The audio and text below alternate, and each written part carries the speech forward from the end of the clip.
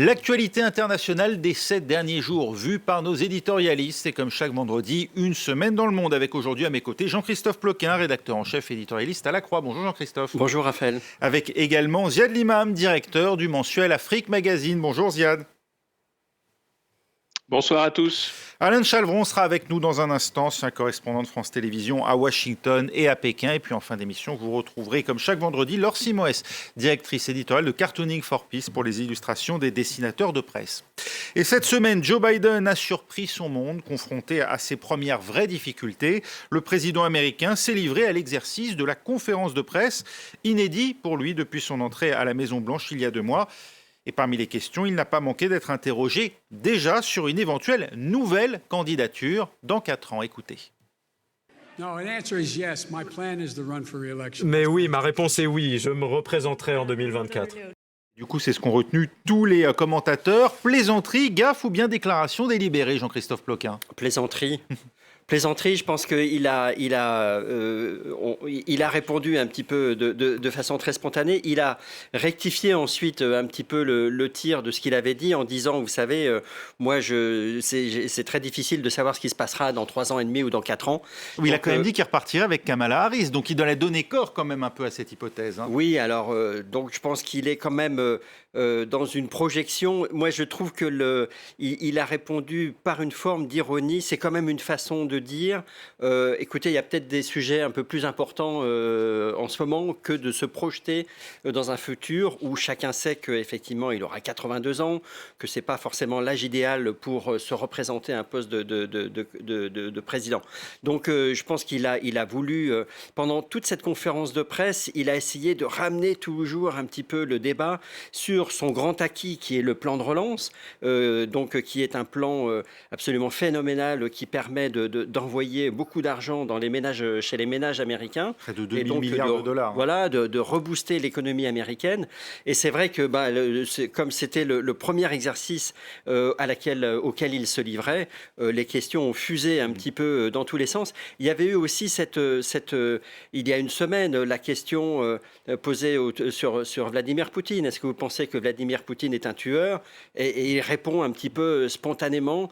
On sait qu'il n'est pas très à l'aise dans ces exercices un petit peu de questions-réponses à la volée. Spontané. Et voilà, je pense que c'est un petit peu ce qui s'est traduit aussi dans cette idée qu'il se représente dans 4 ans. Vous en avez pensé quoi, vous, Ziad Limam? Je suis en partie d'accord.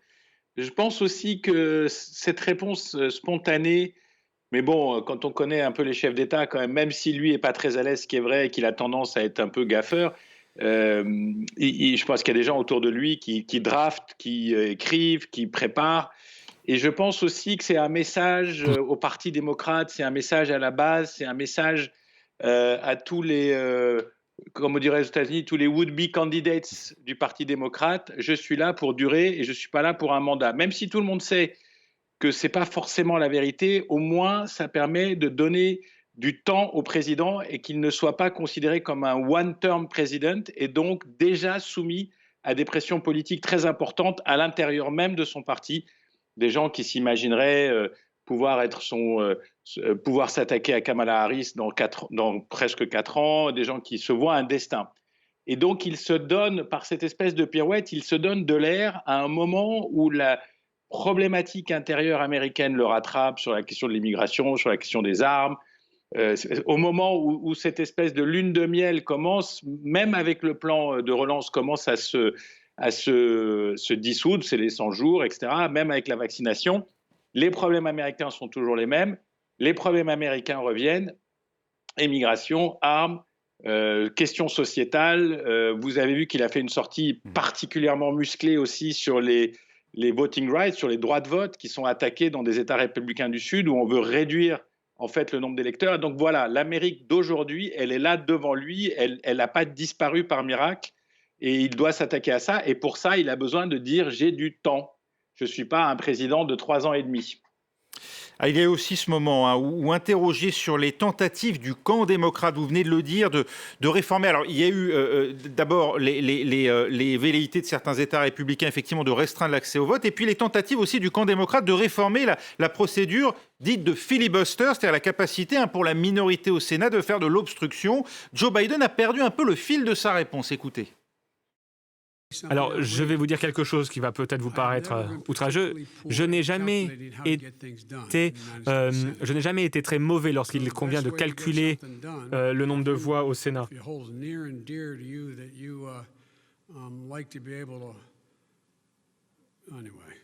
Mais peu importe. Nous sommes prêts à faire beaucoup de choses.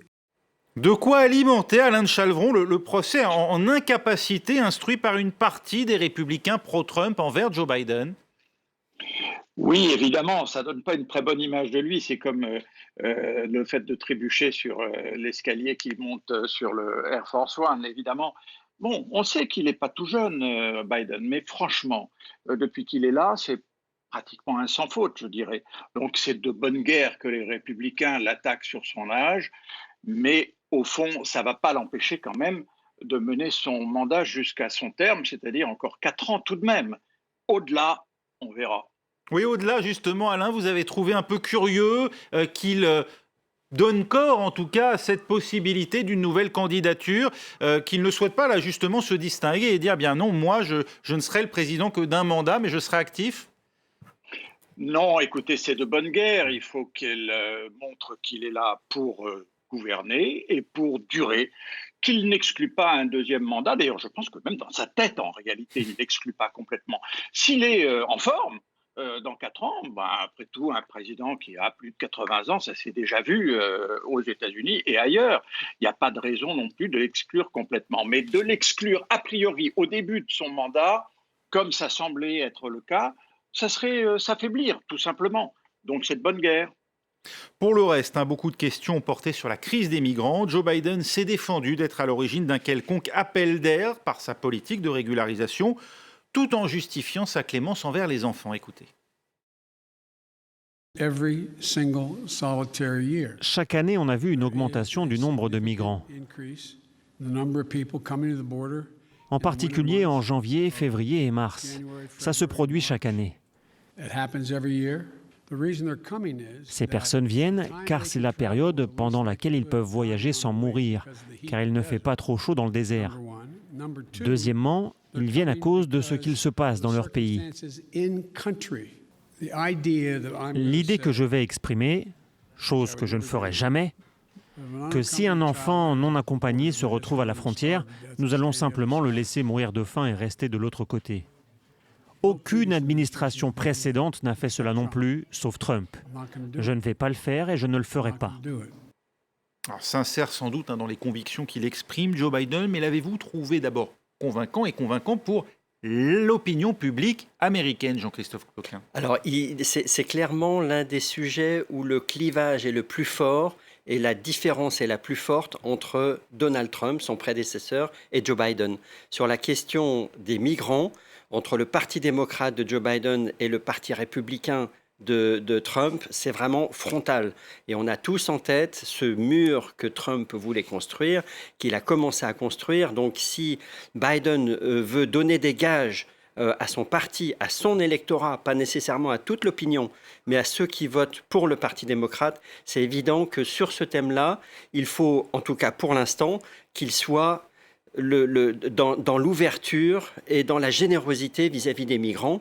C'est non seulement une question de vote, mais c'est aussi, de toute façon, il se rattache là à une tradition très large aux États-Unis, où on sait que dans l'histoire américaine, il y a eu des périodes de fortes appel d'air pour les migrants et d'autres où la situation était davantage fermée. Donc on va voir comment ça va se passer. Mais là, il a vraiment voulu toucher le cœur finalement des Américains en parlant effectivement des enfants. Et je crois qu'il a raison. Aujourd'hui, l'opinion américaine est beaucoup plus prête à entendre ce discours-là après les images qu'elle a gardées de la présidence Trump. Ce faisant, Ziad Limam, est-ce qu'il ne prend pas le risque, Joe Biden, de radicaliser davantage encore cette fraction de l'opinion publique américaine qui se vit comme une forteresse assiégée? Moi, je pense que il a une attitude sur deux niveaux. Le premier niveau, c'est il dit nous ne sommes pas inhumains, nous ne sommes pas hors la loi, c'est-à-dire nous protégeons en particulier les enfants, on remet en place des structures qui sont adaptées à la pandémie Covid, on ne sépare pas les familles, on essaye de régler le problème qu'a laissé l'administration Trump de ces centaines d'enfants dont on ne sait pas à qui, de quelle famille, où est-ce qu'ils sont, etc. Donc là, je pense qu'il est vraiment sur un terrain moral et effectivement, il s'adresse à une partie de l'opinion américaine. Mais il ne peut pas non plus laisser l'impression que c'est l'appel d'air, que c'est open, venez, tout le monde vient, etc. Et donc, il est sur cette espèce de ligne de crête, à la fois de traiter sur l'aspect moral la question de l'immigration, mais je pense que l'opinion américaine aujourd'hui, elle est quand même très mobilisée par la question du Covid, mobilisée par la question de la crise économique et le problème des ressources, et qu'il s'agit, juste d'être équitable, mais de garder cette attitude, parce que on va vite lui reprocher cet appel d'air, il est trop sympa, il est trop ouvert, etc. Et la réalité, c'est que ces gens ne se déplacent pas parce que Trump ou Biden, ils ne se déplacent pas parce que ça va mieux avec Biden que ça l'allait avec Trump, ils se déplacent parce que la situation économique, sociale, la violence aussi qui touche un certain nombre de pays d'Amérique centrale et du début d'Amérique du Sud, ça les pousse à partir malgré tout, quel que soit X, quel que soit le président qui est aux États-Unis. Donc cette vague-là, elle ne s'arrêtera pas. Et donc toute la question, c'est pour ça que je vous disais, les réalités de l'Amérique reviennent. Comment gérer cette vague migratoire qui vient, qui bute sur cette frontière tous les ans, les gens qui traversent le désert, quel que soit X, qui sont prêts à mourir, enfin, c'est impressionnant.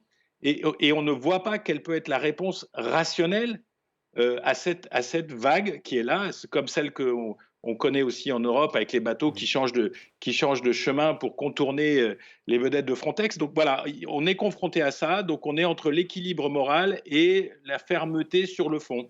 Une situation qui ne risque pas de s'atténuer, Alain de Chalvron, avec la crise du Covid, bien au contraire, surtout que les États-Unis ont de plus en plus des allures d'exemple pour de nombreux pays de la planète, avec ces chiffres qui font rêver, 200 millions d'injections, c'est le nouvel objectif de Joe Biden en 100 jours. De ce point de vue-là, il surfe sur une véritable réussite, peut-être en partie léguée par son prédécesseur.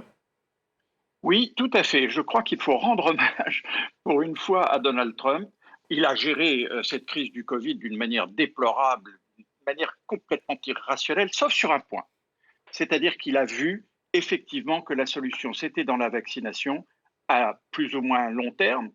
Et il a compris qu'il fallait donner des moyens pour que cette vaccination puisse être mise au jour par les chercheurs.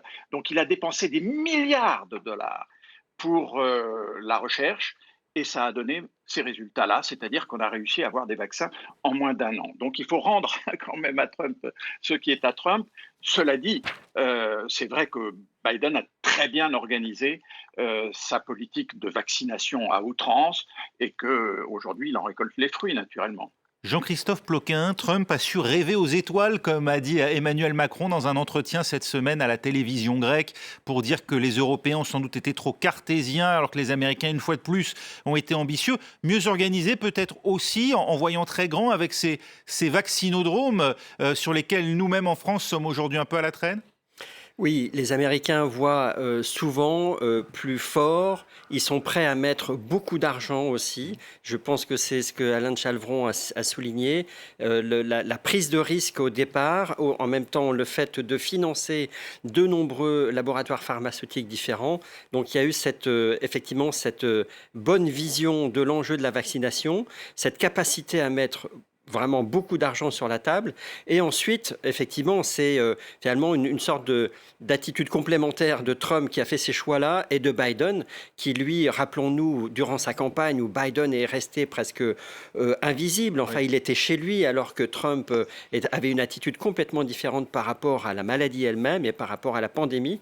Et donc, effectivement, le fameux docteur Fauci a pu, avec l'arrivée de Trump, trouver une oreille attentive pour organiser.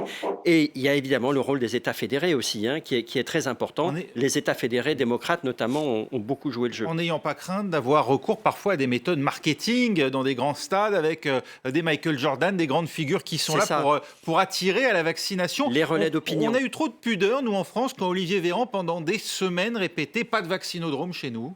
Comme si on ne mélangeait pas les questions sanitaires avec...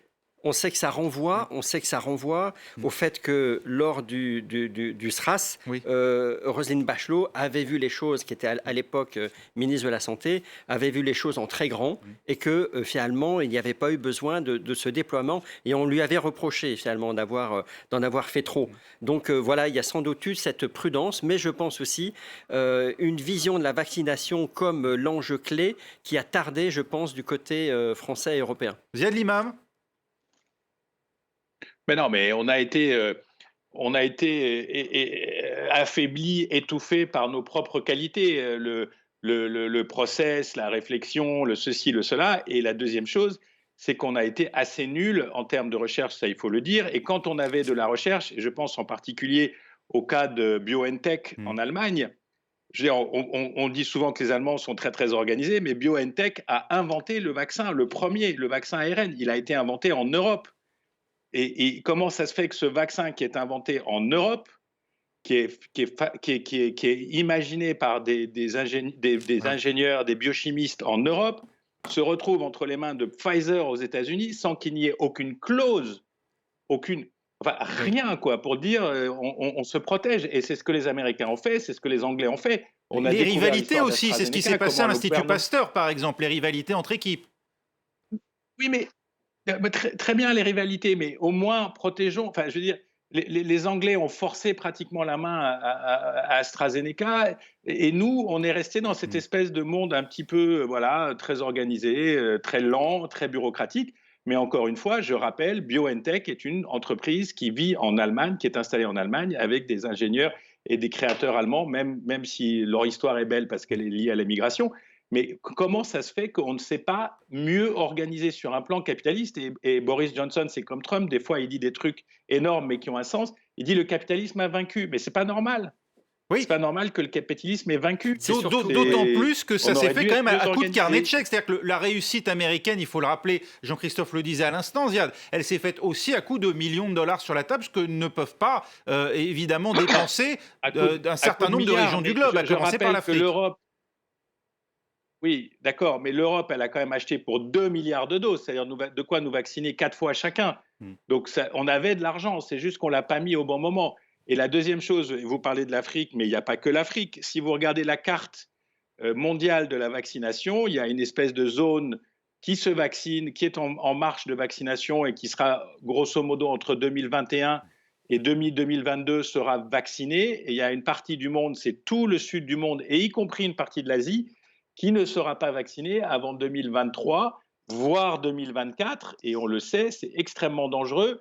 Au-delà de l'égoïsme des nations riches, et certains parlent d'un nouveau colonialisme vaccinal, ce qui est quand même terrible. On le sait aussi, c'est médicalement extrêmement dangereux de laisser la moitié de l'humanité en dehors de la vaccination, parce que cette moitié de l'humanité, elle va faire bouillon de culture, elle va générer des variants, elle va générer des nouvelles formes de Covid. Et donc, que les Américains et les Européens achètent pour 4 milliards de doses pour se protéger, ok, mais il y a un moment, il va falloir que ces doses, elles partent ailleurs, parce que pour se protéger à long terme, on aura besoin que le reste du monde soit vacciné. Jean-Christophe Ploquin, très rapidement, vous voulez réagir ? C'est juste signaler, en fait, cette crise a montré que les États sont égoïstes. Et donc, c'est très clair de la part des États-Unis, c'est très clair de la part du Royaume-Uni. C'est ce qu'on voit aujourd'hui en Inde, qui s'était engagé à distribuer beaucoup de vaccins à des pays tiers et qui était en train de dire non, finalement, je vais les garder pour moi. Et c'est vrai que l'Union européenne a essayé de jouer plus collectif, a pensé que face à une crise majeure, le monde allait réagir en se serrant les coudes. Et ben, on a vu que ce n'est pas le cas et c'est là où l'Union européenne est un peu sortie de sa naïveté. On va revenir à l'Union européenne, l'OTAN, les Occidentaux, dans un instant, juste après une courte pause. Restez avec nous.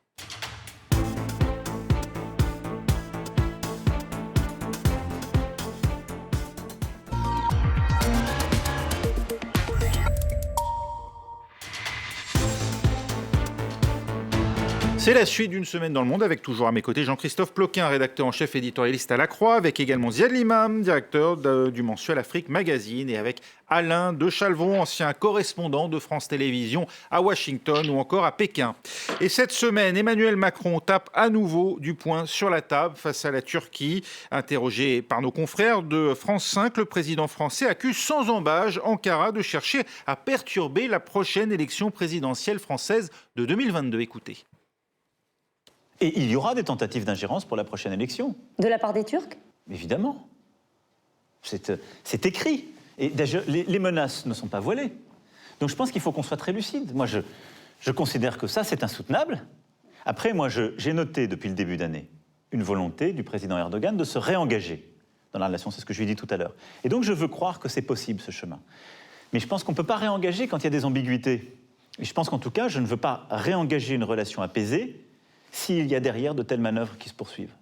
Ces accusations sont claires, elles sont fortes. Ziad Limam, qui plus est, prononçait une semaine durant laquelle les deux pays ont eu à se faire face au sommet de l'OTAN en tant que partenaire, et alors que l'Union européenne a mis Ankara sous surveillance face à la dégradation des lois et des droits et des libertés en Turquie. Que cherche à faire Emmanuel Macron? Est-ce une mise en garde?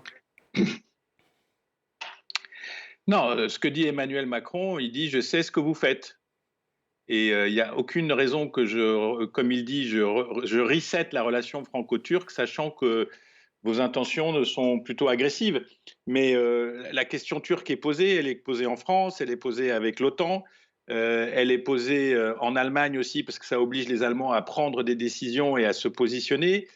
Et la question turque, elle est posée à l'intérieur de la Turquie aussi, parce que le pouvoir d'Erdogan, ça va faire un certain nombre d'années. Il y a une continuité qui se pose. Est-ce que les forces libérales ou en tous les cas opposées à l'AKP vont pouvoir organiser quelque chose Voilà, donc il y a la question des droits maritimes en Méditerranée de l'Est, la question avec la Grèce, la question sur la Libye, on en parlera peut-être tout à l'heure. Donc la Turquie s'impose comme un acteur autonome, on le sait, et particulièrement agressif. On peut parler aussi des réseaux, de la tentative de contrôler les réseaux musulmans turcs en France, ou même de s'étendre au-delà des musulmans d'origine turque. Donc voilà, donc il faut faire avec, et je pense que dans ce moment-là, le président français dit « je connais, on ne peut pas reset tant qu'on n'a pas réglé les problèmes de base ». Oui, on avait pourtant perçu, Alain de Chalvron, un changement de ton de la part d'Erdogan récemment vis-à-vis de l'Union européenne. Il le souligne d'ailleurs, Emmanuel Macron, dans son entretien. Et puis voilà, on l'apprend à l'instant, 4 journalistes de Charlie Hebdo inculpés pour insulte à Erdogan. Alors, à quoi joue exactement Recep Tayyip Erdogan? Est-ce que la France choisit la bonne méthode en mettant des mots, en nommant finalement un certain nombre de dérives? Écoutez, c'est difficile à dire si c'est la bonne tactique face à Erdogan. C'est sûr que quand même, Erdogan a mis un peu d'eau dans son vin, si on peut dire, parce qu'il ne va pas boire du vin tous les jours. Mais pourquoi? Eh bien, tout simplement parce que Trump n'est plus là. Trump était quand même un soutien, c'était idéologiquement dans la même veine des régimes autoritaires, etc. Donc, il sait qu'il a en face de lui maintenant un régime qui est aux États-Unis, un président qui est beaucoup plus sensible aux questions notamment des droits de l'homme, et donc il va falloir qu'il modère un petit peu sa façon de faire. Cela dit, le fond de la politique turque en ce moment, c'est-à-dire interventionniste, qui a des velléités régionales, etc., reste la même. Alors, et sur le fond idéologique aussi, on a bien vu avec cette loi cette abrogation d'une loi en faveur des femmes, etc. Donc, il n'a pas changé, Erdogan. Il a juste changé un peu de ton, c'est tout. Alors, est-ce qu'il faut utiliser ce changement pour essayer de le faire aller plus loin? C'est peut-être une technique, ou alors on a raison de maintenir un bras de fer avec lui. C'est difficile à dire. En tout cas, parmi les griefs de la France envers Ankara, il y a notamment la Libye et la présence de combattants turcs sur le sol libyen. Écoutez à nouveau Emmanuel Macron. Nous avons besoin de clarifier la place de la Turquie dans l'OTAN. Normalement, entre alliés, il n'est pas possible de faire plusieurs choses que la Turquie a fait ces derniers mois. Donc tout ça est vrai. Je l'ai condamné au sein de l'OTAN. J'ai agi en tant que nation. Nous avons agi en tant que nation. Et nous avons fait un travail conséquent de conviction des autres Européens pour que l'Europe ait une voix beaucoup plus ferme parce qu'il y avait beaucoup de complaisance. Ça, c'est ce qu'on peut faire. Moi, je pense que l'une des situations les plus graves, c'est ce qui se passe en Libye.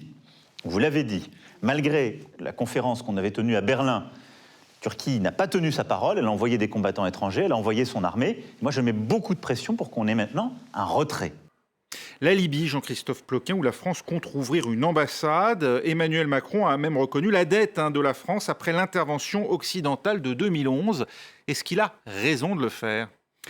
Je crois que l'intervention française anglo-française à l'époque a effectivement très vite posé question parce que au-delà de l'action militaire qui visait à préserver, à empêcher que Kadhafi frappe des civils et tue des civils en grand nombre, il n'y avait aucune stratégie politique derrière. Donc c'est ça le principal reproche qu'on peut faire et que les analystes font par rapport à cette intervention, c'est qu'il n'y avait pas de coup d'après, il n'y avait pas de pensée stratégique derrière. Ouais, enfin, il y a deux types de reproches. Il y a le fait qu'il n'y avait pas effectivement l'idée de nation building. Il y a en revanche un autre type de critique qui émanait des Russes et des Chinois, le fait que ce qui était censé être une simple zone d'exclusion aérienne s'est transformé en intervention au sol avec des forces spéciales. Exactement, il y a eu la France et la Grande-Bretagne sont allés au-delà du mandat et il n'y a pas que les Russes et les Chinois qui le disent, les Allemands aussi, beaucoup d'Européens le disent et donc la France est assez isolée sur l'analyse de cette opération et le président Macron effectivement a reconnu que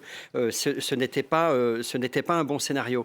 Ce qui est faut noter, je pense, je crois que c'était hier, la visite en commun du ministre des Affaires étrangères français, de son homologue allemand, de son homologue italien. Ça veut dire que les trois pays qui pèsent, et l'Italie est le voisin immédiat de la Libye, la France et l'Allemagne sont les deux pays les plus importants de l'Union européenne, donc que ces trois pays se rendent en même temps en Libye aujourd'hui, ça veut dire qu'il y a un poids qui est renforcé et qu'entre l'Italie et la France, où il y a eu beaucoup de rivalité, finalement, il y a une entente qui est recherchée aujourd'hui et je pense que ça va permettre à l'Europe de peser davantage. Cela dit, sur le terrain, il y a encore énormément de choses à faire pour effectivement arriver à un désengagement à la fois des armées étrangères, notamment l'armée turque, mais aussi de tous les paramilitaires qui sont envoyés par la Turquie, par la Russie, voire par l'Égypte. Et donc, voilà, la paix est encore loin d'être là. Le signal de l'ouverture d'une ambassade est évidemment très positif. La France, Ziad Limam, peut-elle prétendre encore à un rôle en Libye, ce pays où Emmanuel Macron reconnaît lui-même le rôle disruptif qu'a joué la France en 2011 ? Non, mais bien sûr que la France peut jouer un rôle parce que la France est une puissance économique, elle peut apporter de l'aide, elle peut apporter des soutiens diplomatiques, elle peut aider à une transition politico-démocratique en Libye. On voit qu'au niveau de l'Union européenne, comme vous le disiez, il y a une entente entre l'Allemagne et l'Italie et la France pour stabiliser. Et puis, je rappelle que la France, c'est pas que la France. La France, c'est dans l'Europe. Et la Libye, c'est la frontière sud de l'Europe. Et donc, qu'il y ait une action, bon, de regretter une partie du passé et de mettre une pierre dans le jardin de son ami Nicolas Sarkozy, ok.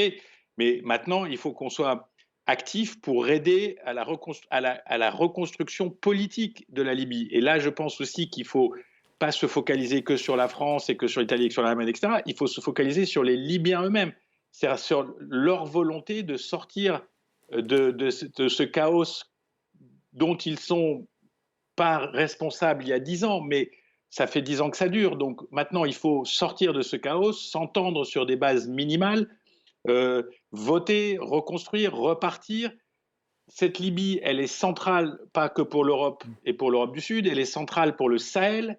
Une Libye pacifiée, organisée, c'est aussi moins de marge de manœuvre pour tous les mouvements qui traversent cette zone sahélienne et qui mettent en danger le Niger, qui mettent en danger le Mali, qui mettent en danger jusqu'aux États de la côte ouest africaine. Donc la Libye est un enjeu stratégique central pour notre région du monde. Elle dépend en particulier de l'Europe, mais pour ça, il faut qu'une Europe elle ait une diplomatie cohérente et on a peut-être quelque chose, mais ça dépend aussi des Libyens eux-mêmes qui doivent s'organiser pour sortir de l'état de crise et de guerre civile et se débarrasser de toutes les influences extérieures. Ça prendra, comme le disait Jean-Baptiste, ça prendra un certain temps, mais il faut que cette énergie, elle vienne d'eux. Oui. Ça viendra pas que de l'extérieur. Cette semaine, enfin, le divorce est consommé entre la Chine et les Européens. Pékin sanctionne une dizaine de personnalités, dont l'eurodéputé français Raphaël Glucksmann, pour leur soutien un peu trop appuyé à la cause des Ouïghours. Cette minorité musulmane soupçonnée par Pékin d'attiser les tensions séparatistes dans la région du Xinjiang, région dont Bruxelles venait à son tour de sanctionner 4 responsables ou ex-responsables. L'ambassadeur chinois à Paris, de son côté, s'est vu convoqué au Quai d'Orsay après des propos fort peu amènes envers le chercheur français Antoine Bondaz, copieusement insulté sur le compte Twitter de l'ambassade. Que se passe-t-il, Alain de Chalvon ? Ce qui se passe, c'est que là encore, on a un nouveau régime aux États-Unis qui, lui, a clairement décidé de sortir la hache de guerre. On a eu quand même une scène absolument hallucinante en Alaska où on a vu les ministres des Affaires étrangères des 2 pays laver leurs châles en public devant les télévisions. Voilà, donc il y a du côté des États-Unis une volonté de ne plus fermer les yeux sur les droits de l'homme. Alors les relations n'étaient pas bonnes avec Trump non plus, entre la Chine et Trump non plus, mais la question des droits de l'homme n'était pas trop abordée. Ça, c'est le premier point. Le deuxième point, c'est que les Chinois vont probablement trop loin maintenant. Ils ont franchi la ligne rouge. C'est-à-dire que ce qui se passe dans le Xinjiang à l'égard des Ouïghours est hors de proportion de ce qu'on peut accepter. C'est-à-dire qu'il y a vraiment maintenant un quasi-génocide. Il y a 1 million de Ouïghours, 10% de la population, qui sont dans des camps de concentration, des camps dits de rééducation, mais qui sont de véritables détentions. Nous avons aussi à Hong Kong une nouvelle politique chinoise qui a mis fin en quelque sorte au système privilégié de Hong Kong. Et puis on ne parle même plus du Tibet ou même des Mongols, etc. Enfin bref, dans toute la Chine, il y a maintenant un tel durcissement qu'on ne peut plus rester comme ça en disant, avec un œil pudique, en disant ce sont leurs affaires, laissons-les faire leurs affaires et nous faisons du business. Ça n'est plus possible et c'est ce qui est en train de se passer. C'est finalement l'ordre logique des choses, Ziad Imam ? Oui, je pense que ce dossier ouïghour, sous l'administration Trump, il y avait déjà eu, de la part du département d'État, une volonté de marquer ce dossier comme étant la limite possible, et pour Trump, c'était quand même beaucoup, de ce qui était acceptable. Et je pense que là, comme dit Alain, on est passé vraiment dans quelque chose qui est inacceptable, et je pense qu'il faut aussi rendre un certain mérite à ces milliers de militants en Europe, aux États-Unis, qui ont soulevé ce dossier, qui ont trouvé des images, qui les ont montrées, qui les ont mis sur les télévisions et qui ont montré cette face inacceptable de la Chine. Autant on peut comprendre, on peut expliquer le besoin de la Chine d'être centralisée, on peut expliquer le besoin de la Chine d'être homogène parce qu'elle a dans sa mémoire collective le siècle d'humiliation du 19e siècle, elle a dans sa mémoire collective le démembrement de l'Empire, et donc elle pense qu'elle n'est forte que quand elle est totalement homogène. Mais là, c'est juste pas possible en termes de droits humains, et je pense que c'est normal que la planète entière, pas toutes d'ailleurs, il y a beaucoup de pays musulmans qui n'interpellent pas la Chine, il y a beaucoup de pays qui trouvent ça voilà, mais en tous les cas, en Europe et aux États-Unis, c'est devenu une affaire de principe. Et donc, ça va jouer. La deuxième chose, c'est que sur Hong Kong, sur plein d'autres domaines, les entreprises, le capitalisme continuent de fonctionner. La bourse de Hong Kong n'a jamais été aussi florissante que depuis que la Chine a mis un coup de verrou politique. Donc est-ce que c'est symptomatique de notre difficulté à discuter avec cette puissance qui s'est installée ? Je crois que c'est Alain Frachon qui a utilisé dans Le Monde le mot hubris. Ils sont dans une espèce de phase, ils ont dompté le Covid, ils sont au cœur du monde, ils sont la première ou la seconde puissance économique, donc ils sont à fond. Et c'est là que le rôle des démocraties libérales occidentales, c'est de dire ce système, il a des limites. Mais comment je négocie ces limites avec un pays d'1 milliard et quelques d'habitants pour les 20 ans qui viennent, ça c'est une vraie discussion. Pays qui par ailleurs s'allie avec la Russie, s'allie avec d'autres régimes autoritaires pour dire il y a une autre manière de gouverner. Merci. Je pense que la Chine est à la fois une opportunité et un défi systémique. Merci Ziad. Jean-Christophe Ploquin, la Chine saisie par l'ivresse de sa propre puissance et les Européens ont-ils les moyens, je dirais à eux seuls d'une certaine manière, de s'y opposer? Je rajouterais juste un point. Avec les États-Unis, bien sûr. Oui, je rajouterais juste un point qui est la question de Taïwan. Antoine Bondaz est un chercheur qui est spécialisé sur Taïwan. Et aujourd'hui, on voit un mouvement des États-Unis, mais aussi en Europe, d'intérêt beaucoup plus grand pour Taïwan, parce que c'est une démocratie et parce que c'est un modèle qui permet justement de contrer la Chine sur le plan politique. Et donc, je pense que l'agressivité qui a été adressée à Antoine Bondaz, c'est parce que lui aussi avait franchi une ligne rouge pour la Chine, qui est Taïwan. Et la question de Taïwan, à mon avis, va être beaucoup plus importante que celle des Ouïghours dans les années à venir. Parce que là, il y a un risque de conflits potentiels avec les États-Unis qui veulent d'une part préserver la sécurité de Taïwan et préserver la liberté de navigation dans toutes les mers qui entourent la Chine. Et c'est là qu'il y a vraiment un risque de confrontation. Et on rejoint la question de votre l'ubris. Les Chinois, effectivement, sont dans une dynamique où ils veulent absolument repousser la marine américaine très loin et ils veulent remettre la main sur Taïwan. Et c'est là où, effectivement, il y a des tensions possibles. Les Européens, ils sont en train de sortir là aussi d'une certaine naïveté. Il y a un an qu'ils avaient dit la Chine, c'est à la fois un partenaire, mais c'est aussi un adversaire systémique sur certains sujets. C'est très très lent pour l'Europe, à 28, à 27, avec des intérêts différents, d'arriver dans une posture de réfléchir à sa puissance face à la Chine. Donc ce sera très long. Laure Simoes nous a rejoint de Cartooning for Peace. Oui, vous vouliez dire un mot rapidement, Alain? Oui, je voulais appuyer justement là-dessus. Je crois que ces prises de position à la fois américaines et européennes en franche hostilité à la Chine, c'est justement Taïwan qui est au bout du viseur. On est en train de dire aux Chinois, on n'est plus d'accord. On n'est plus d'accord et vraiment, Taïwan sera la ligne rouge. Vous savez que Xi Jinping a dit qu'il récupérait la Chine, récupérerait Taïwan de gré ou de force. Oui. On se rend compte aujourd'hui que quand il dit de force, ça n'est pas une façon de parler. Laure Simoes de Cartooning for Peace pour les dessins de presse. Il va falloir y aller très vite. Laure, on est absolument désolé parce qu'on a débordé. Il nous reste un peu plus de 2 minutes pour les 3 thèmes que nous avons abordés aujourd'hui, Laure. J'ai bien compris. Alors, je rembobine. On revient aux États-Unis. Donc, un premier dessin qui nous vient du Mexique, du dessinateur Rodriguez. Il faut dire que les dessinateurs ont été particulièrement mobilisés sur ce qu'il faut bien appeler une crise, même si la Maison-Blanche se refuse à employer le mot.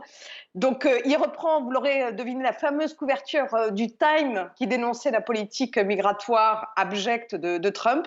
Il la réutilise, il la détourne. C'est un procédé assez classique et bien réussi. Un deuxième dessin qui nous vient des États-Unis, ce coup-ci, toujours sur la question des migrants, de Ed Hall. Le ton compassionnel d'un Biden envers les migrants ne change pas pour autant la dure réalité de ces enfants qui sont recensés à la frontière, 10 000 je crois. Vous voyez, il y a le grillage de Trump et puis il y a le grillage en forme de cœur de Biden. Donc on verra comment dans la durée, Biden, qui place les droits de l'homme au cœur de sa politique, gérera cette question-là. Et puis, un autre sujet dont vous n'avez pas parlé, c'est la question des armes à feu. Cette semaine, ça a été une sorte de baptême de feu aussi pour Biden, avec des fusillades qui ont endeuillé la Géorgie puis le Colorado. Donc, il y a un dessin de Raima qui nous vient du Venezuela que je trouve magnifique. Il paraît simple comme ça, mais il fallait y penser. Raima l'a fait. C'est l'insouciance d'un Jen Kelly dans Chantons sous la pluie qui est changée en inconscience de l'oncle Sam dans Chantons sous les balles. Voilà, en une seule image, comment tout est dit. Et puis un autre dessin, pour terminer sur les États-Unis, de Herman, dessinateur suisse pour la Tribune de Genève. Pourquoi tant de morts? Eh bien parce que tant d'armes. Why? Because. Point. C'est simple à comprendre. Sur le front des relations avec la Turquie, un dessin de Millon, dessinateur français. Alors, la Turquie était aussi au menu du sommet européen. Alors, on voit les 27 qui savent faire. Alors, depuis le temps qu'on les garde au frais, ces sanctions se demandent l'un d'eux. On voit que Merkel est en train de calmer le jeu parce qu'au jeu du chantage, justement, Erdogan sait comment maintenir la pression avec les millions de réfugiés qui sont en Turquie. Et puis, cet autre dessin de Lopatin, dessinateur russe, Il y en a un, on l'a vu, qui est très très fâché contre Erdogan. Bon, l'image ne nécessite pas plus de commentaires, c'est l'avantage de l'humour russe qui est souvent trivial. Et puis pour terminer, nos relations avec la Chine, eh ben, c'est pas mieux. On a ce très beau dessin d'Aden, dessinatrice française, très bien vue. C'est pas les flèches européennes et américaines qui vont intimider le dragon chinois, hein. On voit qu'il tient sous sa griffe les Ouïghours persécutés. C'est un bon résumé de cette toute-puissance de la Chine aujourd'hui dont parlait Ziad. Et puis pour finir, un dessin du tandem français Plop et Cancre, encore très bien vu, qui montre justement que l'Europe, elle peine un peu à trouver sa place face à l'agressivité de ces grandes puissances que sont la Chine et la Russie. On aurait pu rajouter Erdogan, même s'il ne rivalise pas avec les grandes puissances. Donc voilà. Après, il y a peut-être une sagesse du punching ball, je ne sais pas, après tout. On va y réfléchir. J'ai fait au plus vite. Oh, mais merci et bravo, Laure Simoes, pour cette performance, les Laure Simoes de Cartooning for Peace. Merci également à Alain de Chalvron qui était avec nous cette semaine, ainsi qu'à Ziad Limam et à Jean-Christophe Ploquin. Fin d'une semaine dans le monde. Restez avec nous, prochain journal dans 8 minutes sur France 24.